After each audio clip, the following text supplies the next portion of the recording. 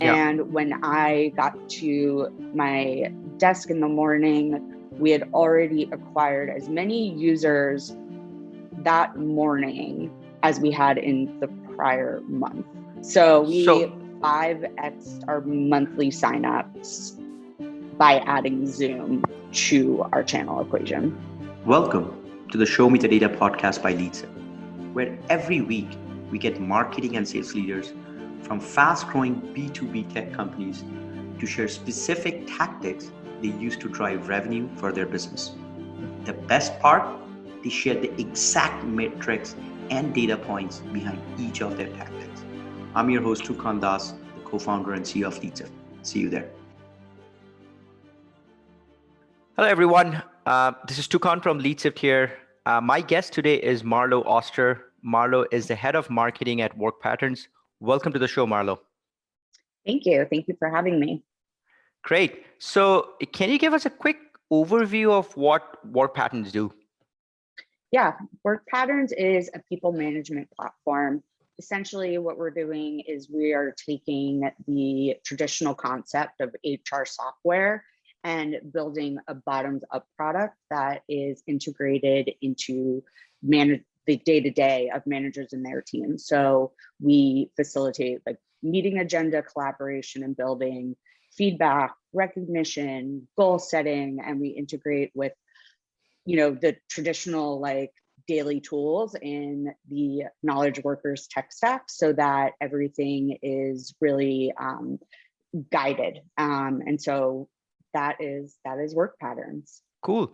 And in terms of the target market that you're going after, Marlo, what kind of companies are you going after in terms of company size or industries and even titles? Who are you going after? From a persona standpoint, we're going after managers of people.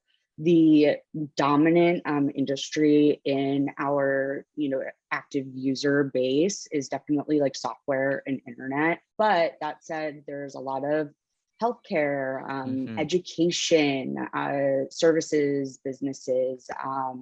So it really runs the gamut. In general, the first person to sign up is typically a manager, and the only other way, and then WorkPatterns will really spread throughout the org more organically and over a longer period of time.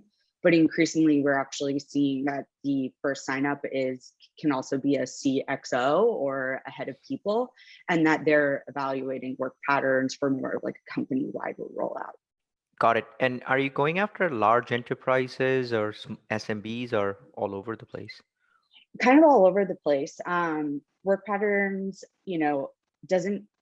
it's mainly like 50 employees and up, but up to companies that are thousands of employees. We have a little bit smaller piece of the pie is in that like 11 to 50 range, but really any smaller than that, and you probably aren't even thinking about people management because you just don't have that many people to manage. Absolutely. So I know we're going to talk about the specific tactic that you guys implemented and how that impacted user acquisition. But in general, how are you targeting these ideal customers, these managers of companies that are over 50 employees, heads of people? What are some marketing channels and strategies that you're using to target them?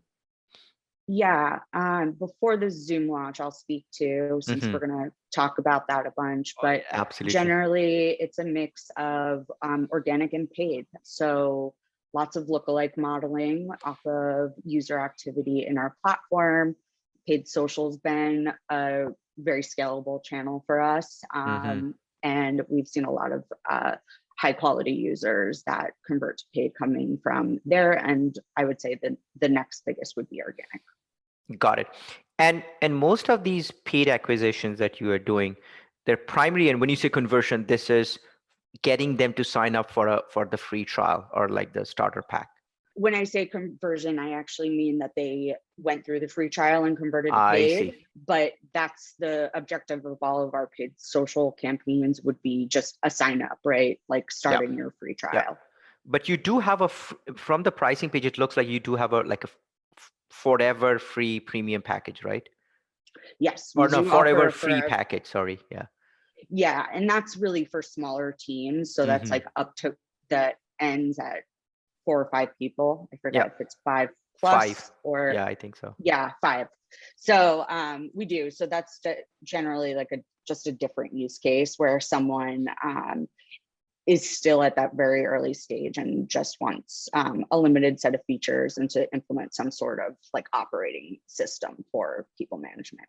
Understood. But and if I understand correctly, from an acquisition perspective, yours is very much a self-serve model. Like people don't need to schedule a demo, get data and stuff like that to sign up. They can just literally sign up. If they want, Yep. they can put the credit card and go for it. So it's a marketing Yep. driven. Got it. Exactly. Cool. So now let's talk about this Zoom apps marketplace launch that you guys did. Was it this summer that you did that? So the marketplace Zoom apps launched on July 21st. So that was the day where they first became available in, individual users' instance of Zoom. So it's pretty recent. Okay. Can you tell us a little bit about the Zoom apps and specifically what does your app do? What does WorkPatterns do when someone is using it within Zoom?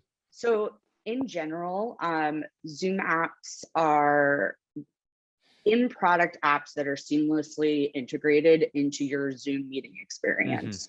So WorkPatterns, one of the things that our product does in general is just make meetings better. And it makes meetings better because attendees are collaborating on what the agenda is throughout their week in between their recurring meetings. And they're, converting discussion topics into action items. They're taking notes. Everything's in one place and it's transparent. And so that's really like the before the meeting and after meeting, right? And then during the meeting, there's this like bit of a gap of like, okay, well, now I'm actually going into this meeting and I want to facilitate it without, having a million tabs open and screen sharing. And I want everyone to be on the same page and I want people to stay focused, right? Because a lot of people multitask during Zoom meetings. So what our Zoom app does is it actually embeds work patterns into your Zoom meeting experience, and it really guides you through your agenda. I could actually show you and screen share if you would like to see it. Sure. I don't know how let's see. I think we might have to give you screen sharing access. Oh, okay. If you want to.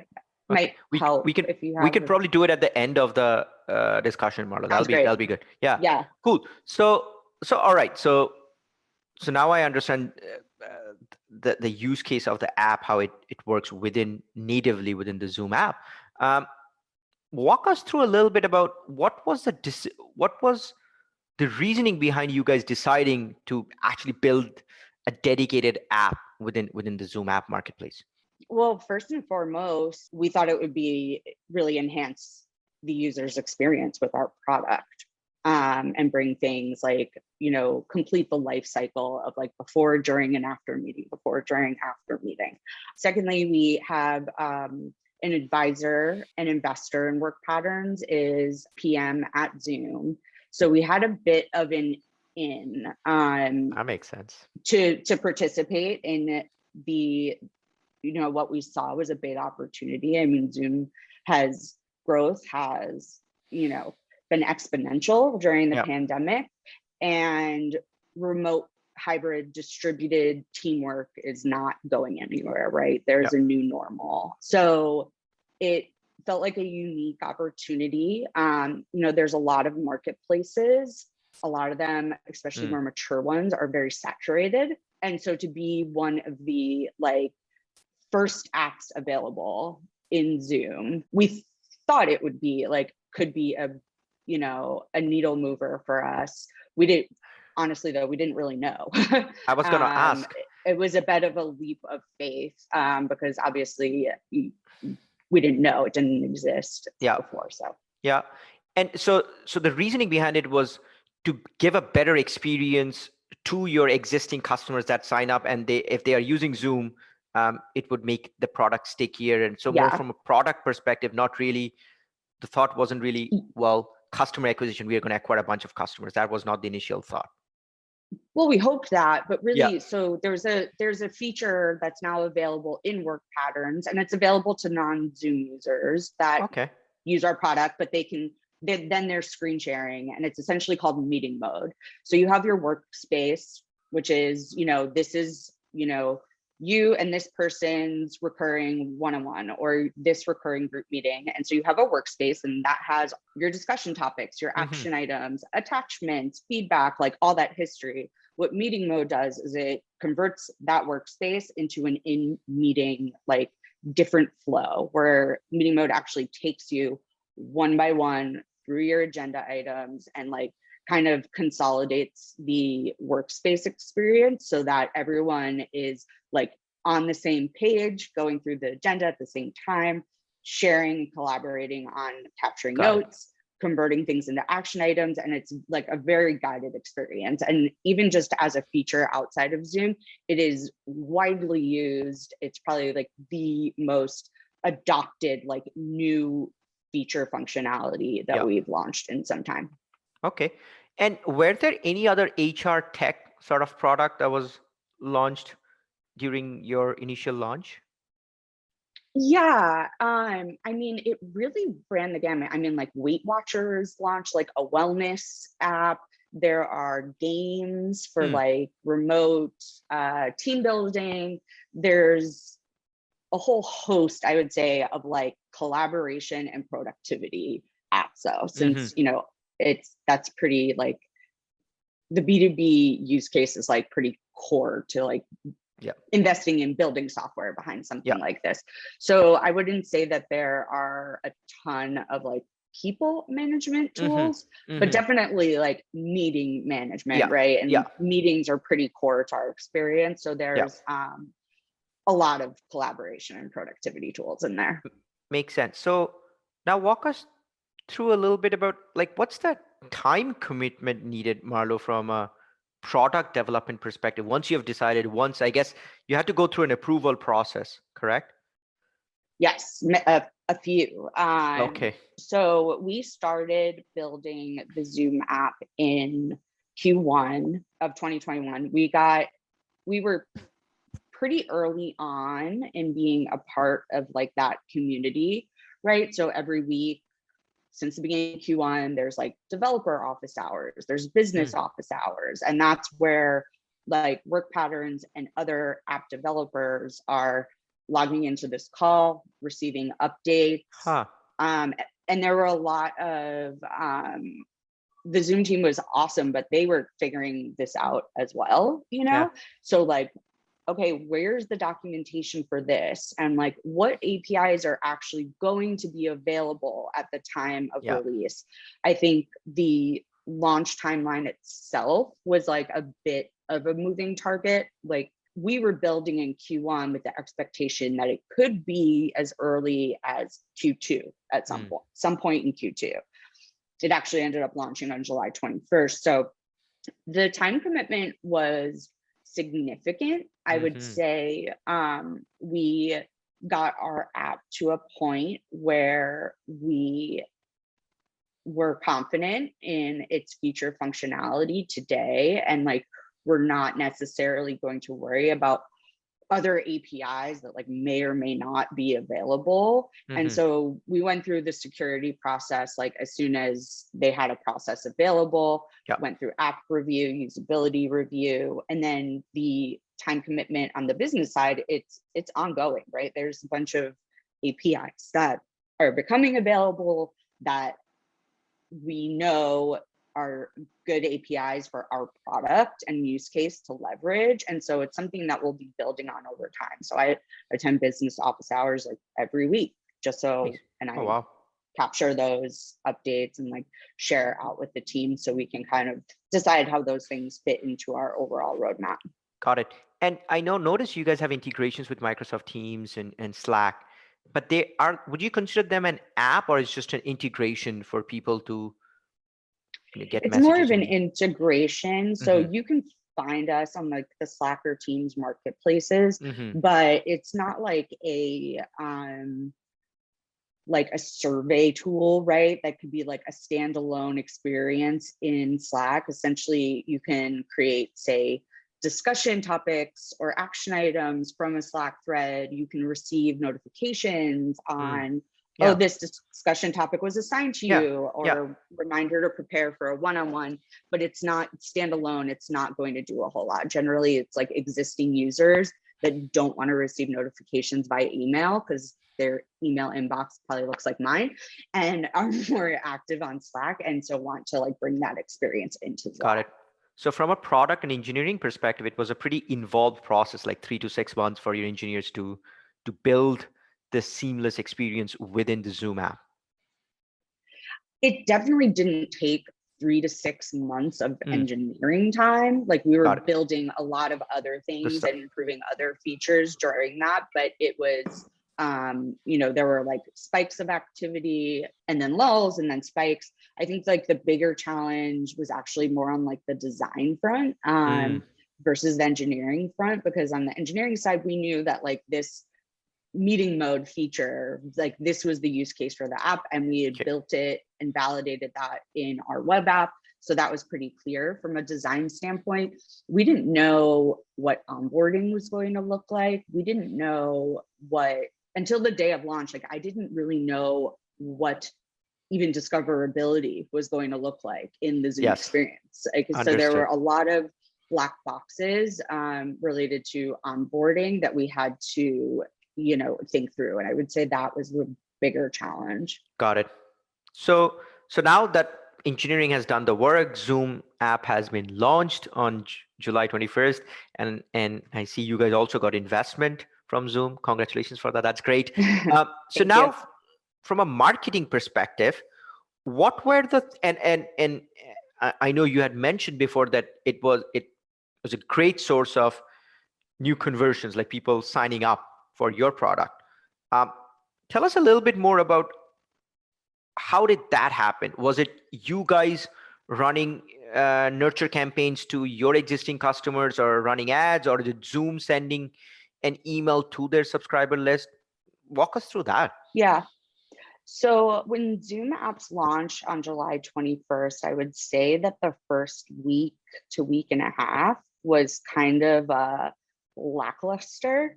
And that was mainly because having Zoom has versions, right? And in order to have access to apps, you had to be on the latest version. Yes. There also are admin controls, right? Some, especially B2B and enterprise, will have admins have to review apps. So like that whole user experience was something that they needed to control with a little bit more of a trickle. So once those kinks had been worked out, it was early August 2nd, I want to say, that they did a more aggressive prompt for all users to update their Zoom client. So when you open Zoom, it would say like you have to update. And when I got to my desk in the morning, we had already acquired as many users that morning as we had in the prior month. Like it was crazy. Yeah. So we 5x'd our monthly signups by adding Zoom to our channel equation. Okay, so let me understand this. So Zoom basically, so they are not prompting or promoting exclusively your app to their users. They basically said, update the Zoom native install that you have, and then automatically people were just searching for you guys, discovering you guys, and then just installing it. Yeah, well, there were only about 50 apps that were like launch partners. So, you know, we were definitely, I'm sure over time, there'll be hundreds, right? Oh, 100%. But like, there's no question, but we were, you know, in a small sample group. I mean, Zoom did have marketing moments where they were promoting individual apps, promoting like Zoom apps more holistically. And they did put PR behind that for sure. Okay. There was a decent amount of like coverage, but the discovery of work patterns, it's all purely organic. It's purely people clicking on the apps icon at the bottom of Zoom and finding us and signing up. There was no paid promotion of anything. Not even from you guys' end, like you didn't even do any paid promotion? No, I mean, we announced it to our existing users, and especially encouraging existing Zoom users to use the app, but we didn't do any paid promotion to drive people to Zoom versus our just signing up for WorkPatterns. Totally. So that's really great. So now let's talk a little bit about these numbers, or like the people, like this new surge of customers coming in, just signing up. Can you tell us what percentage would you say, Marlo, of customers that signed up, or users, I should say, that signed up, were sort of in your ICP fit? Meaning, are they managers or of 50 plus companies in computer software? Some are, some aren't. And it is, there was that surge after the update, but there's still sizable amount of Zoom signups that are coming in every day. I don't expect that it will be 5x in month 2, but it'll probably be like 3x like now, month over month is kind of what I project. So obviously within that, there's a lot of noise and not ICP in terms of like what percent are truly like what we would consider a marketing qualified sign up. I would say it's maybe 50. This is all pretty new, so it's hard to say. Been a month obviously, or so, right? But that would be my best guess.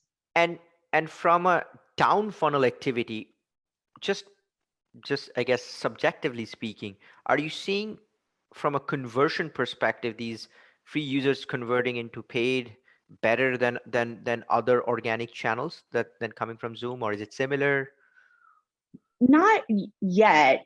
Like, again, there's a lot of Zoom signups that are still in a free trial. They haven't even gotten there yet. We have seen some conversion to paid. We're also, quite frankly, still figuring out the right user experience. Like something, we just had a quarterly offsite this week, and as we're talking through roadmap priorities and marketing priorities, etc., it's clear that the Zoom acquired users need a different onboarding experience than non-Zoom acquired users that aren't hitting necessarily a landing page or seeing ad messaging, like going through, because the Zoom onboarding is designed because people are most likely about to start a meeting to be very quick.